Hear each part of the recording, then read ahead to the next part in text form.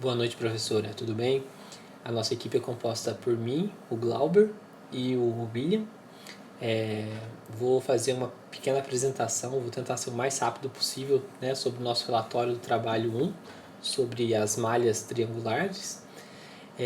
Bom, geralmente, né, para a gente representar uma superfície na computação gráfica é algo que requer um alto custo computacional.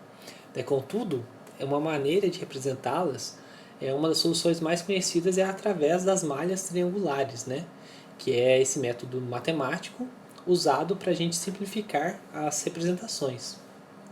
Em resumo, o trabalho tem como objetivo, né, de criar um programa juntamente utilizando a biblioteca OpenGL, que vai abrir imagens em PGM, e a partir delas a gente vai criar esse modelo de representação através do método de vértices, que é o que a gente vai ver a seguir. Basicamente uma malha triangular é um tipo de malha poligonal em computação gráfica e ela consiste em um conjunto de triângulos, né, normalmente em 3 dimensões, que são conectados pelas arestas ou vértices comuns. Aqui na computação gráfica, né, muitos dos softwares de computação gráfica e dispositivos de hardware, eles podem operar de forma mais eficiente em triângulos agrupados em malhas do que se o mesmo número de triângulos eles estivessem desconectados. Isso porque tipicamente, né, os sistemas aqui de CG eles realizam operações sobre os vértices de cada triângulo. E com triângulos individuais, o sistema tem de operar em 3 vértices de cada triângulo. E aí, se a gente pensar em uma grande malha, é bem comum, né, existirem 8 ou mais triângulos conectados a um único vértice. E aí, o processamento deste vértice, né, de uma só vez, é possível realizar em uma fração do trabalho e alcançar o resultado praticamente idêntico, né? Existem diversos métodos para armazenar e trabalhar com as malhas na memória do computador. E com as APIs OpenGL e DirectX, existem 2 maneiras que são as principais de passar uma malha triangular para o hardware de gráficos.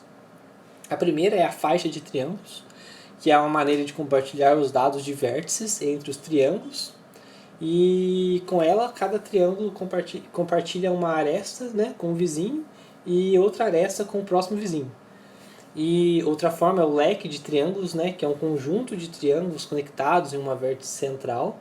Com esses métodos, vértices são tratados de forma eficiente, né, resultando no processo de apenas n mais 2 vértices para desenhar n triângulos. E também tem o vetor de índices, né? Com vetores de índices, uma malha ela é representada por 2 vetores distintos, um vetor contendo os vértices, né, e o outro contendo os grupos de 3 índices.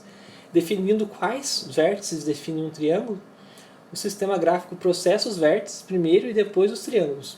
E aí, com esse método, qualquer conjunto de triângulos compartilhando um número arbitrário de vértices, que pode ser armazenado, manipulado e processado pela API gráfica, né? E sem qualquer processamento intermediário. E agora, né, para que o modelo de malha triangular seja apresentado, é necessário obter as coordenadas de cada pixel da imagem, x, y e z, onde o z vai ser sempre o 0 e 0, e também os seus valores em RGB. Após todos os valores serem coletados, eles precisarão ser normalizados e os valores das coordenadas x e y deverão apresentar valores entre menos 1 e 1. E com isso, para que os valores RGB sejam normalizados, é necessário obter o valor de cada pixel da imagem e dividir pelo valor máximo do nível de cinza, né, ou pixel de maior valor contido na imagem, que está no cabeçalho da imagem.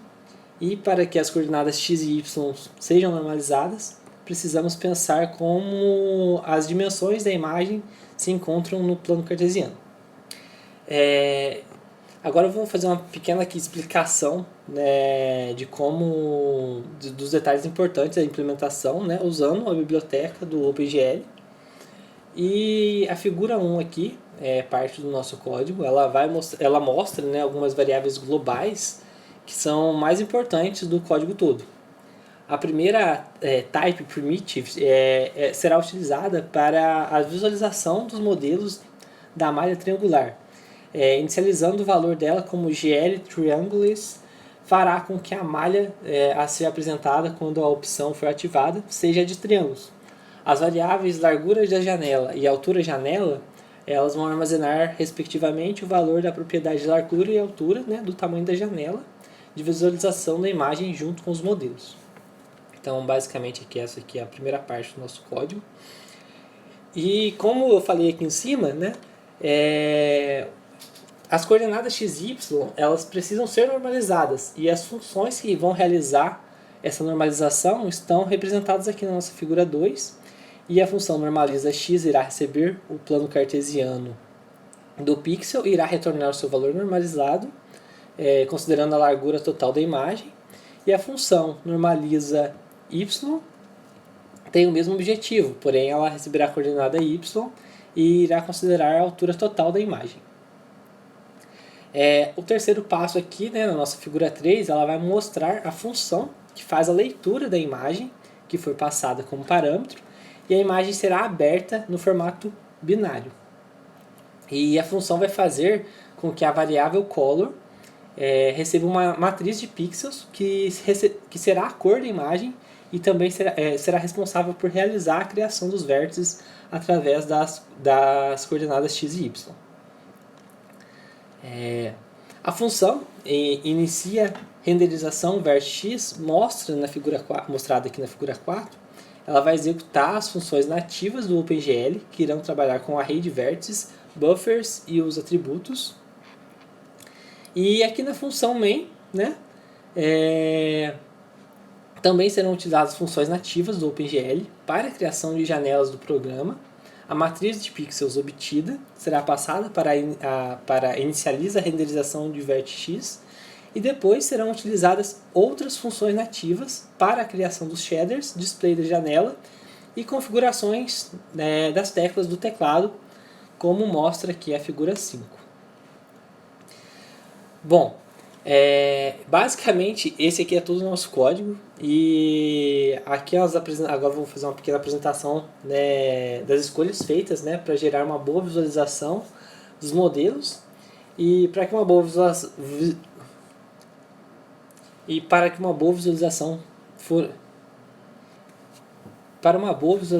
né, foram configuradas as teclas responsáveis por ativar o modelo. A tecla Q foi configurada para finalizar a execução do programa, e a tecla V para que a malha seja mostrada. Sobre as conclusões e dificuldades que nós encontramos para fazer o programa, a gente pode dizer que o nosso trabalho cumpre o objetivo proposto. A maior dificuldade foi tentar fazê-lo no Windows, não foi nada fácil, porque no final das contas a gente teve que acabar mudando, indo para o Linux mesmo, para criar uma máquina virtual e fazer por lá, porque não estava tendo condições de fazer no Windows, estava com muito erro. E então foi isso que a gente fez, a gente criou uma máquina virtual e fez por lá. Deu alguns paus no início, mas foi mais fácil de resolver do que no Windows, e acabou que a gente não conseguiu nem fazer ele funcionar no Windows mesmo. Então isso foi o que deu uma atrasada no nosso trabalho em si, mas do mais foi relativamente tranquilo de ser feito. E aqui todas as referências que nós utilizamos para desenvolver o trabalho e o relatório. Muito obrigado pela atenção.